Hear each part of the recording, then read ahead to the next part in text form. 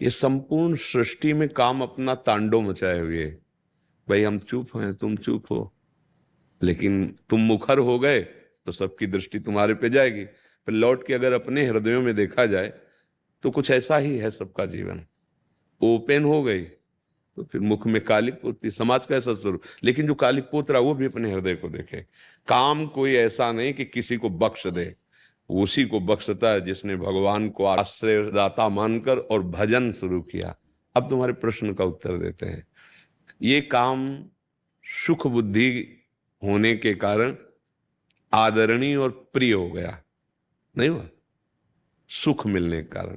आप ईमानदारी से बताओ, क्या आज तक आपको तृप्ति हुई? सच्ची बताना। नहीं। नहीं ना। आज भी वही चाह है जो पहले से थी। इसका मतलब कभी नहीं हो सकती, क्योंकि वहां नहीं है सुख। विचार खुले, जब आपने प्रश्न किया तो इस शरीर में है क्या? इस शरीर में है क्या?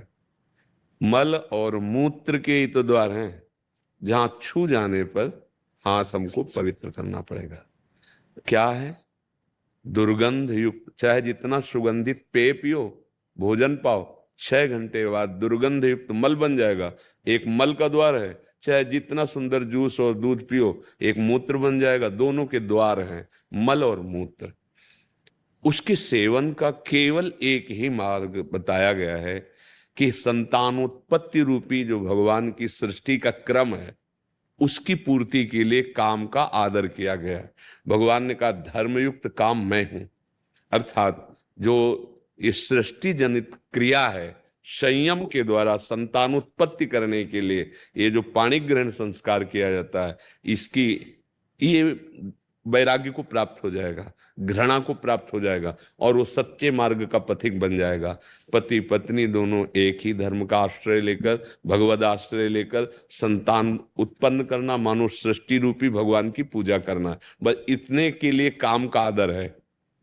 ये व्यर्थ में गंदे आचरण करना है। ये जो अभी इन्होंने प्रश्न के पहले हमें बताया, क्योंकि हम तो बच्चापन से गंगा किनारे रहे, शास्त्र की बात तो हमें पता है, लेकिन ऐसा पता कि स्त्री स्त्री से आसक्त हो जाए, हमने तो सुना है मोह न नारी नारी के रूपा। शास्त्र तो ऐसा, आज उल्टा, और कलयुग का यही उल्टा कि ये स्त्री क्या बताया था, स्त्री स्त्री के और गे। हाँ, अब इनका तो मतलब हमें कहीं शास्त्र में परिचय ही नहीं मिला।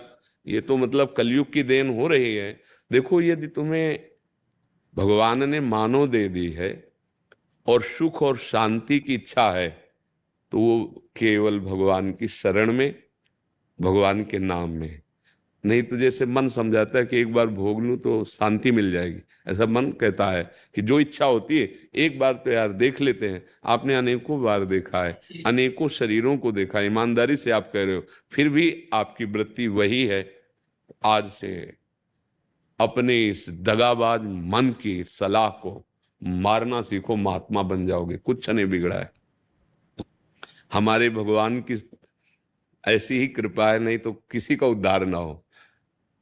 कितना भी बड़ा अपिचेत सुदुराचारो भजते माम अनन्य भाग साधुरेव समंतव्या, भगवान कह रहे मैं उसे साधु मानता हूं, सम्यक व्यवसिता ऐसा।